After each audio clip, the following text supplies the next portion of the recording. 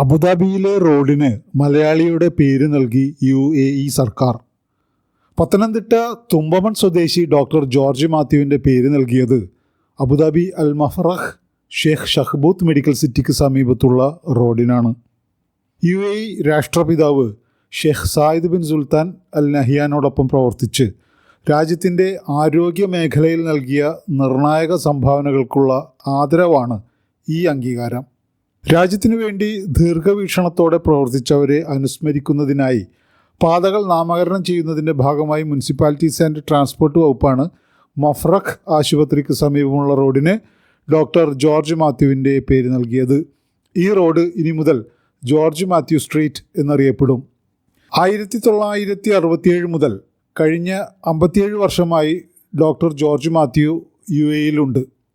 രാജ്യത്തിൻ്റെ പരമോന്നത സിവിലിയൻ ബഹുമതിയായ അബുദാബി അവാർഡ് നൽകി രാജ്യം അദ്ദേഹത്തെ ആദരിച്ചിട്ടുണ്ട്. അദ്ദേഹത്തിന് UAE പൗരത്വവും നൽകിയിട്ടുണ്ട്.